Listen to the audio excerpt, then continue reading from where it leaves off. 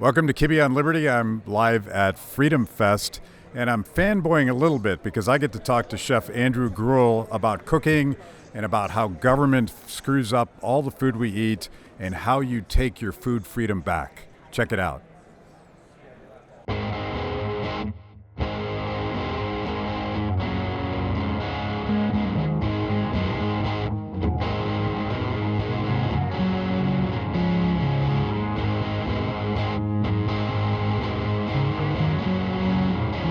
Welcome to Kibbe on Liberty.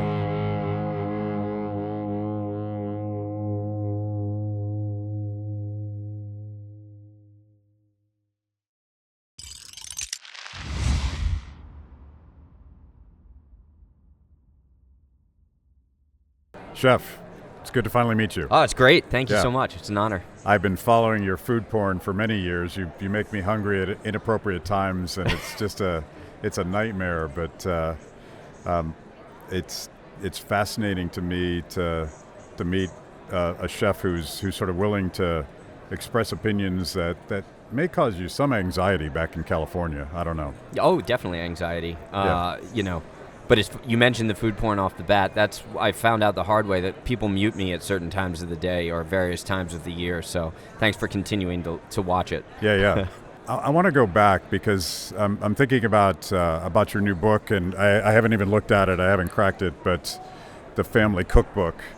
And I was thinking about how visceral making a meal for somebody is, and how it's sort of an emotional commitment. It's a sign of respect, and it's something that definitely holds families together. How did you get into cooking? Almost out of survival to some degree, and I'm sensationalizing that. I did not grow up in a family where we were cooking every day together. Two working parents. I was kind of a latchkey child.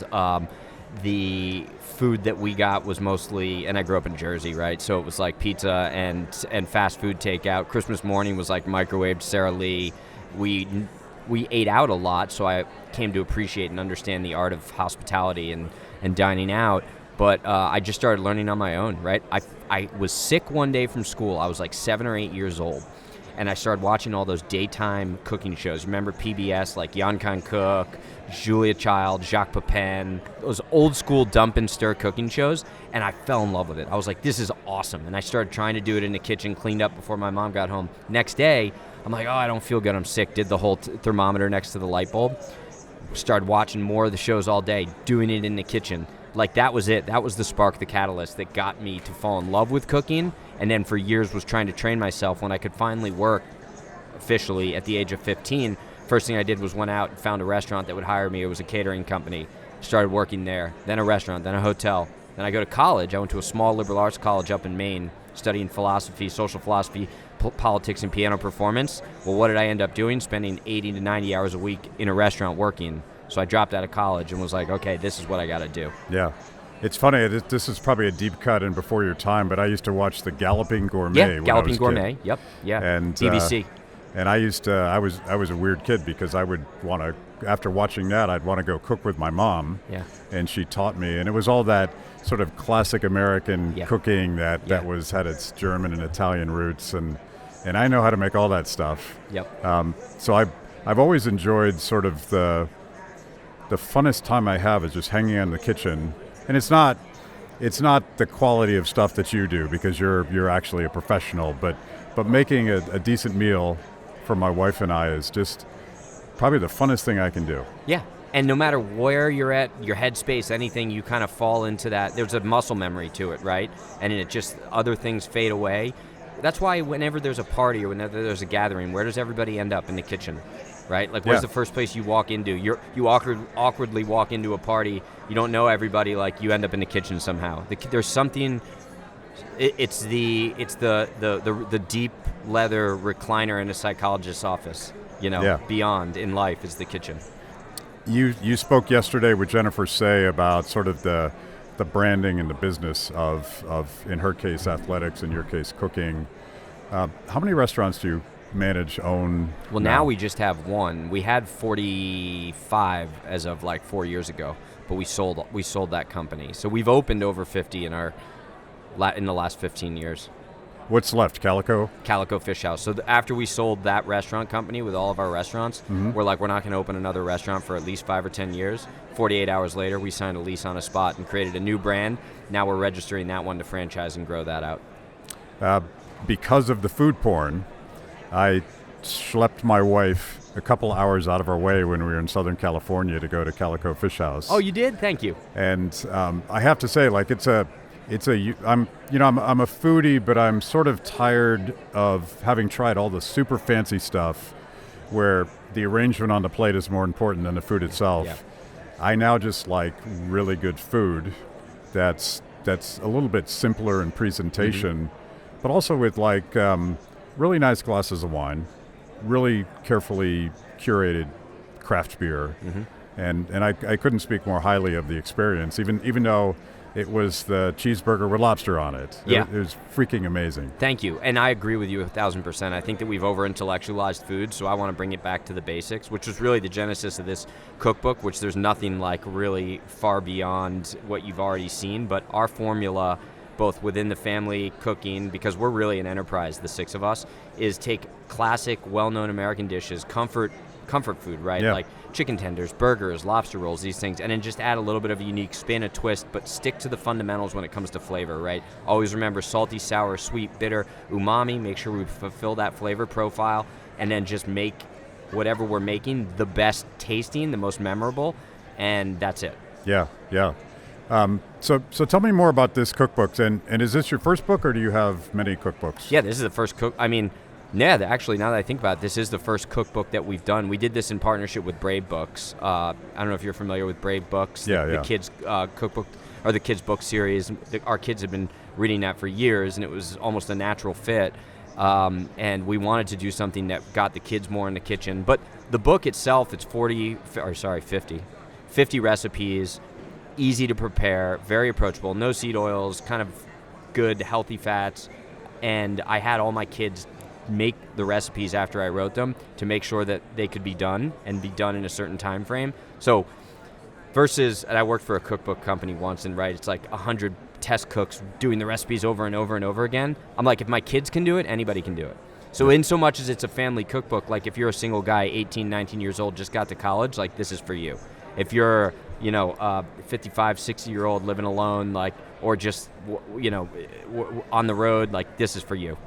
So I want to go grumpy old man on you, because one of the, for me, part of cooking is actually going to the grocery store and picking out the vegetables that I'm going to cook with, and that experience of sort of gathering the ingredients that I'm going to take home and feed my wife.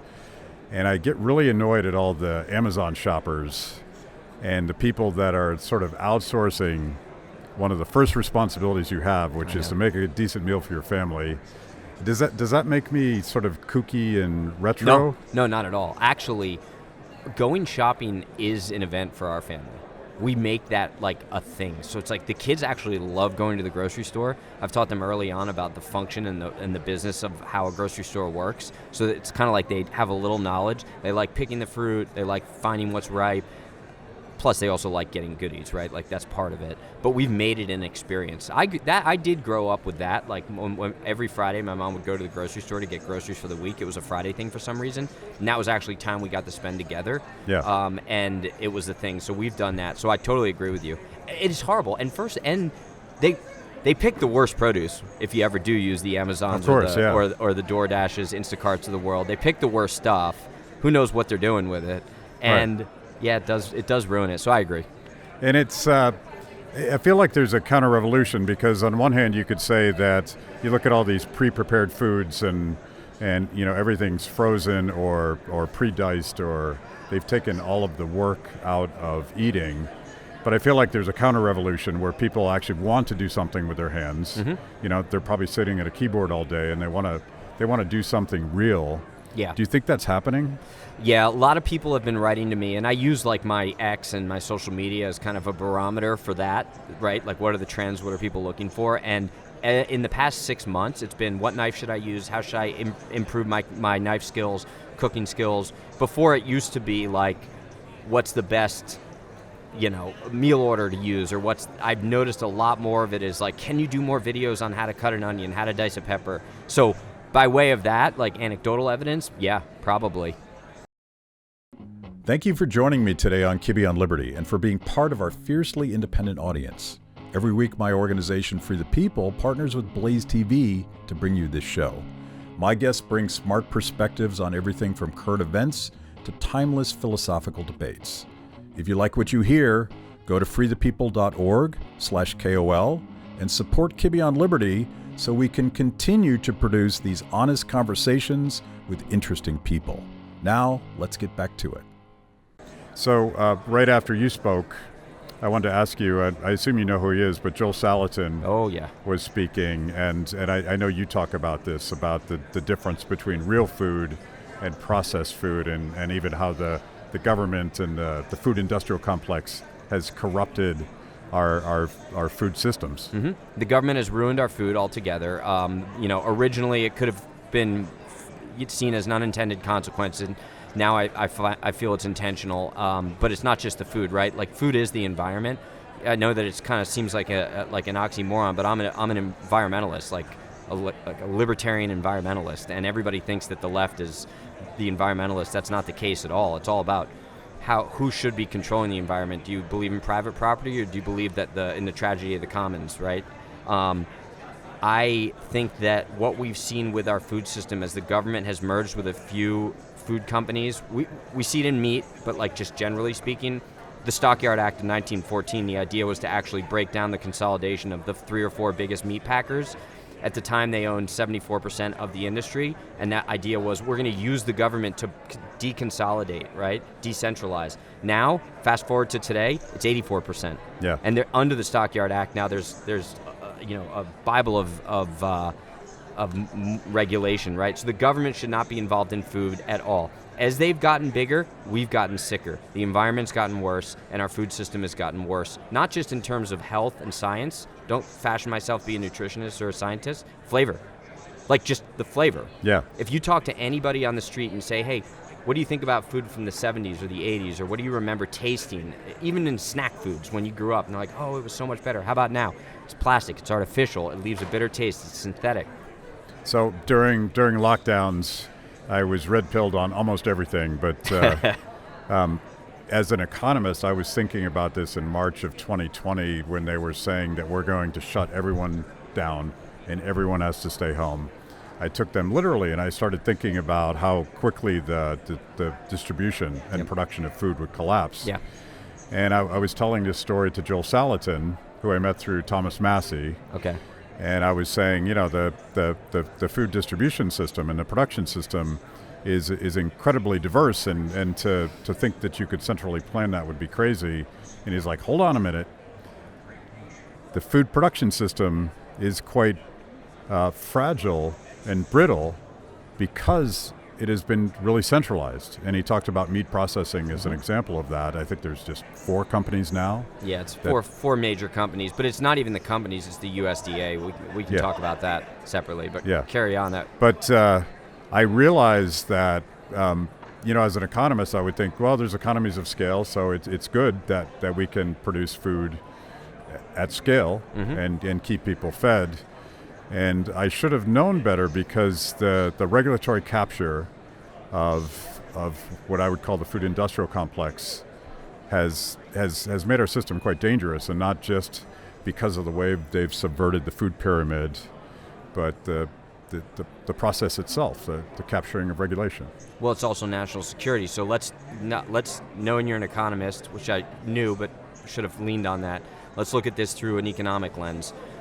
The argument about food is we need to centralize here for domestic production, but we also need to increase our global supply of food through imports, right? So the majority of our food is imported, and many will say utilize the idea of comparative advantage, right? So take a tomato. I can grow a tomato in California, it's going to cost $3, or I can import a tomato from Mexico or Honduras or wherever for $1. The difference is now with the import, I have a tomato, comparative advantage, and I have $2 extra to spend locally in my pocket. So I get the tomato plus priming the local economy. That idea, which has really been captured by the government, that's their argument for importing so much and ignoring our domestic supply of food. doesn't take any externalities into consideration. So that tomato also supports so much beyond the tomato itself. It's also a lower quality tomato altogether. The infrastructure to be able to build and have your own kind of agrarian community by growing that tomato here has benefits that go far beyond the monetary value. And in the absence, most importantly, in the absence of our own ability to grow food, and then ultimately we can transfer this over to pharmaceuticals, nutraceuticals, what have you, we are now at the control of all of these other countries, primarily China, when we look at the national security issue, and they own us, and they can flip us upside down, in a split second. And then the response to that is, well, let's put all the money in the military, which you and I probably don't agree with if you're, a libertarian. Yeah. You see, so we can actually invest in food. We can invest in local food, meat, vegetable, produce production here, and in a way that actually makes us a stronger country from a national security perspective. Of course, the cost of a $3 California tomato is surely driven in large part by regulations and taxes and the unions. It's actually the unions. Yeah, the cost of production. Yeah. So if we cared about local food, we would take a very libertarian approach and strip away all of those top-down regulations and mandates and allow neighbors and communities to produce for themselves. Yeah. Get rid of the regulations. In addition, get rid of the union control, which is really mafia control. It's organized. It's mafia democracy. And then because what the unions do is that they're artificially increasing the cost of labor through their relationships with the government, which is screwing everybody in the economy, and they're taking all of that money, right? So it's not helping the worker. The unions was, once again, unintended consequence. Maybe it was something good in the 50s or the 60s, but it's actually become a proxy government. The union is the black market behind the government, especially in California. So if you got rid of that, all you would lose, like people say, oh, well, then suddenly the cost and everything goes down and then there's less money in that local economy. No, not when 100 union leaders are taking this money and then giving it to politicians, which is legal in California, then you're really only enriching a handful of people, which ironically is what they say they don't want, but it's how they act and what they perpetuate. So we did this documentary about Thomas Massey, and it's about 5 or 6 years ago now, called Off the Grid with Thomas Massey, and he's a student of Joel Salatin. Mm-hmm. So he is living off the grid for libertarian reasons. Like he's like, I don't want the government to control my source of power, and he's living a radically green lifestyle. Mm-hmm. He's a radical environmentalist. I know. Because he's a steward of the land, and he respects scarce resources, and he recycles everything in his property, produces his own water, and when we did that, we didn't emphasize that he was this liberty Republican, and we didn't use any of those words. And by the time people watching the film realized who he was, they were confused because I thought I was supposed to hate that guy, but he's teaching me everything that I want to know about an independent lifestyle. Mm-hmm. If we kind of lead with food independence, I feel like maybe even more people on the left than the right would be attracted to that independence. They would. So I started talking about, I've been political my whole life, as I mentioned, been very involved growing up, youth in government, Model UN, volunteering for state senators. My parents were peripherally involved in politics, so I understand this. My libertarian principles have really been pathological in me for years. And when I got involved in food and I started studying the food system, I recognized how upside down it was. But I'm also an environmentalist. We were the first certified green restaurant in the state of California. We were, my whole entire focus of my concept was sustainable seafood, because in 2009, I started a nonprofit with the Aquarium of the Pacific in California to focus on promoting more local seafood, looking into aquaculture, understanding the seafood supply chain, and ultimately with the goal of increasing awareness for marine conservation and stewardship, right? Very left-wing. All my supporters were on the left. Everybody that was helping and funding a lot of this in education was on the left. Those same people hate me now, even though I'm saying the same thing about the food system I did 15 years ago, because now it's becoming more moderate and right-wing, interestingly, with the Thomas Masseys of the world. And I think that food is the primary vehicle through which we can actually bring people together, because everyone understands food. When we talk about political theory, political philosophy, bills, statutes, any any of that stuff. They utilize obfuscation. They want to confuse the general public so that you believe the propaganda and the headline.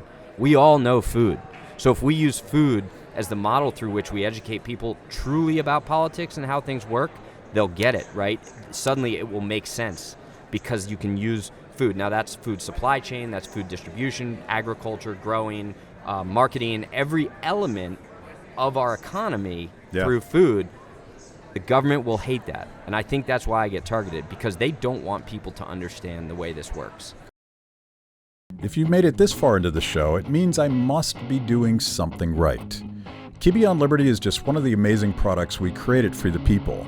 We tell emotionally compelling stories and produce educational videos for the liberty curious. Our award-winning documentaries personalize all things liberty, independence, creativity, hard work, integrity, and perseverance. After the show, check out our work at freethepeople.org. And if you like what you see, donate to support what we do. That's freethepeople.org. Now back to the show. So you're so outspoken, and you're now fairly regular on Gutfeld. Mm-hmm. How does that affect your customer base at the Fish House? They love it. Our sales have gone up ever since people started boycotting me. The sales go up because we've become a haven for like pragmatic thinkers. Mm-hmm. I mean, I'm not overtly partisan. Some of the things I say may fall into a certain dogma or a lane, but like I'm not bombastic about trying to offend anybody on the spectrum of politics. I think it's just, let's take common sense and let's put it into some pills that people can understand. So we actually have a pretty diverse audience. However, we do have people, by virtue of me being outspoken, that drive miles and have made us like more of a, I hate to use this cliche, but like a public square where they know they can eat with and talk to other like-minded people. And that's been nice, especially within the restaurant world, because the restaurant world, to some degree, has been hijacked by a lot of the crazy culture wars of the left. As seen through like Food Network and some of the big celebrity chefs. And those who actually do believe in what we're kind of expressing, they're so scared to speak out because they don't want to lose that TV money. Yeah. And I'll be the face of it. I'll be the scapegoat. That's fine. It's funny. So I live in D.C., and more when I go to a restaurant, there's always some sort of 20% social justice surcharge, and you get this whole dissertation about how our workers need to earn a living wage, as if it's not the employers and the employees' job to figure out what a reasonable wage is. And we just, I guess we're rolling back some massive mandated increase in the minimum wage because the workers working at restaurants are getting screwed. Because when you get those surcharges, you're like, well, I'm not going to tip on top of that. You just get annoyed about it. Well, it's funny. The devout communists and, they come after me as being anti-worker. I'm the most pro-worker person in the world. I opened my own restaurant to treat workers better because I saw how restaurateurs and chefs were treating workers. I've always paid well above whatever the minimum wage is. My dishwashers right now are making 6 figures. I've actually figured out a business model that really relies on free market principles where we can pay our workers more. They can have equity without having literal equity in the business, and I have virtually zero turnover. I also speak out aggressively about government involvement in wage and workforce stuff because I think that they ultimately, all of those regulations hurt the worker, and I talk about that. And every single thing I say becomes truth. I'm not saying that I'm a mind reader. It's just anytime the government gets overly involved in private, especially small to medium-sized business, not large business, because ultimately large business is driving a lot of this regulation. Because the regulation hurts the small guys, and that's what they want. They want to consolidate. So the worker wage stuff is so funny that it's not funny, actually, but every single time you mandate these unreasonable, uneconomic increases in minimum wage, workers get fired. So you were pretty outspoken in California during lockdowns, supporting the workers who were deemed non-essential and just put out of business. I would assume that California was even worse than D.C., which was pretty awful in terms of destroying the small restaurants, the small businesses, consolidating it. Like if you're a massive corporation, you can afford to just sort of ride it out, but everybody else went out of business. If you had cash on the balance sheet, you were all good. Obviously, PPP funding favored a lot of those bigger corporations, and employee retention credits. There were 2 programs. The retention credit program, frankly, I actually thought was better. I thought that was a good program. All the retention credit program did was give you rebates on payroll taxes. I thought that underscored how crazy payroll taxes are, because if you look at the fact that the employee retention credit was producing more money than direct loans, it's like, wait a minute, we pay that much in taxes? That was kind of the interesting element of that. But in California, it wasn't just the way in which workers were getting hit, but it was the disregard, the indifference towards the workers. In December of 2020, when they shut down outdoor dining going into the holidays, they had already exposed the fact that their unemployment insurance had gone bankrupt because of the fraud, that $50 billion was lost, which was federal dollars that came into California. They misappropriated all of that money. I think it was I think people should go to jail. I don't think it was all fraud. I think there was an internal scam. I don't have the time to investigate that. So they had no money in unemployment insurance. They were waiting for Biden to come in and basically refresh the coffers after January 6th. But they said to all the workers, sorry, you'll get the unemployment, you'll be approved, because when they shut down outdoor dining, everybody lost their job. But the money's not going to be available to you until February or March. This is going into the holidays. Yeah. These people have no money, and nobody was out there to help them. No grants, no opportunities. Newsom's response was, you'll figure it out. So that's when we started a fund. We raised over $650,000 originally to only fund those workers in California. We ended up doing, it was 13% went to D.C., Maryland, Virginia. 20% went to New York, New Jersey. The rest was spread through the middle of the country, and then the lion's share was California, because it wasn't just in California. But through that stage of us being the only people, I was driving around on Christmas Eve with my 3 kids. We just had a 4th.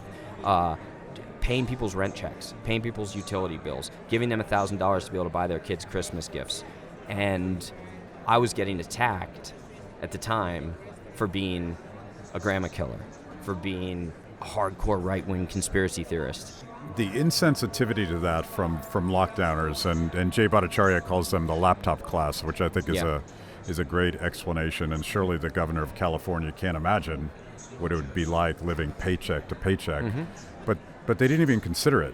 No. And it was a classic case of haves and have-nots, but reversed, because it was these authoritarians screwing the working class. Mm-hmm. Unbelievable. Yeah, they didn't, and I think that proves it. But what's really disappoints me is 5 years later, 4 years later, that they've almost gotten a pass, and that, people say to me like, "Oh, it's been 4 years, shut up about it." But no, I'm not going to, because this is, we know who these people really are. You can't forget about that. I'm not going to forgive a rapist. I'm not going to. I'm not going to let these people continue to run our lives. I'm going to continue complaining about it, but not just complaining, also offering solutions.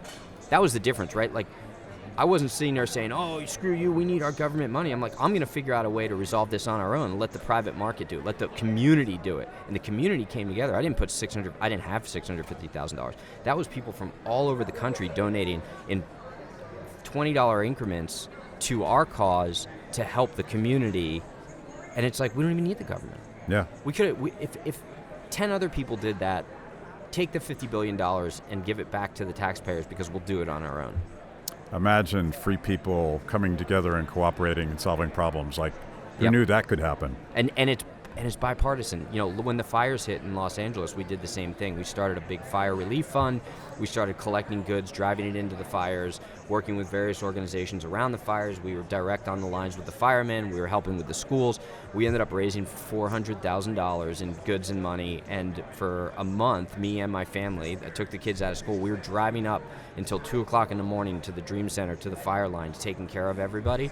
And it was in my parking lot, which you've been to the restaurant, a lot of parking spaces. At one point we had 200 volunteers helping load trucks to bring up to the fire lines and to the relief centers.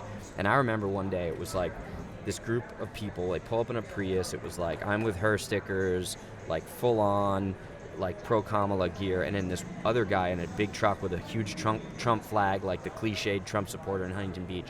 And then a public works truck pulls in, because Huntington Beach City Council actually pulled public works trucks off the production line to help us. So the 2 people it was actually 8 people. They come out of the car and they start loading up from an Amazon box truck onto the public works truck.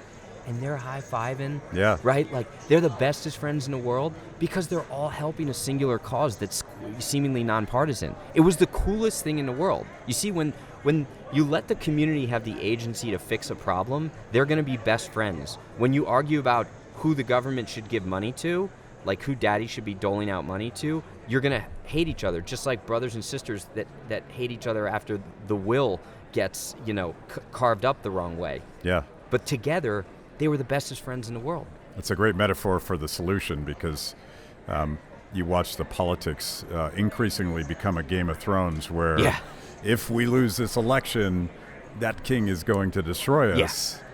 And it just seems to keep spiraling out of control and no better. But if you can get it out of politics, you realize that you can actually learn to love your neighbors. Yeah. Because they'll help you solve the problems that you all agree need to be solved.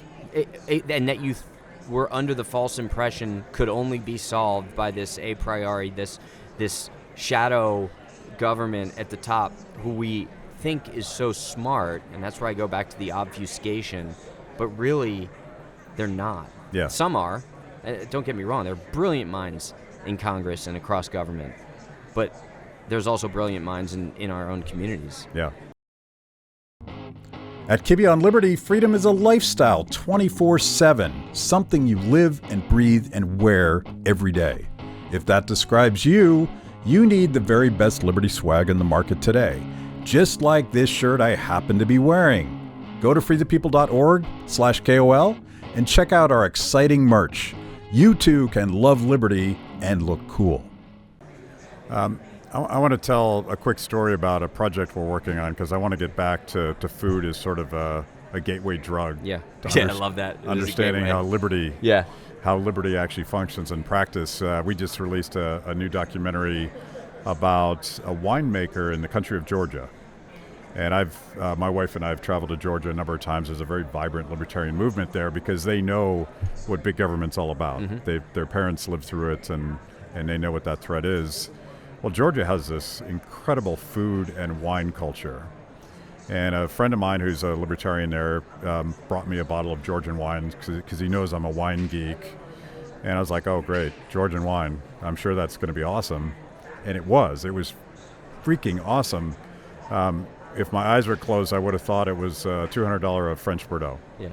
And then I met the winemaker who casually said to me, yeah, after the fall of the Soviet Union, I cobbled together the money to repurchase the vineyards that Stalin sold from my grandparents. I'm like, that's a story. So we've made a movie about, I call it a wine porn movie, because it's really about wine and wine culture and this 8,000-year tradition and these beautiful wines, and you desperately need a glass of wine when you're watching this film. But it's also a story about the callous failures of central planning and how Stalin crushed this tradition and started producing really shitty, mass-produced, high-alcohol, sweet garbage wine. So if you're into wine, you're just going to watch the film because you're into wine, and it's exotic. Like maybe you don't even know where Georgia is, but more importantly, you might get a sort of an economics lesson in a glass, maybe. I love that. I'm excited to see that. And you just described the American food system. What did they do? They replaced artisanal foods and replaced it with highly sweet, high fructose corn syrup, right? Mm-hmm. Junk food with soy, corn, and government subsidized byproducts. Central planning. Turn the artisanal good foods into junk.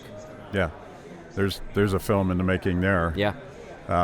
Although I think Joel and Thomas Massey have been preaching from the soapbox for quite some time. Yeah. I hope we get somewhere. They have, but I will say this, and this is where, and maybe I'm being selfish in making this statement.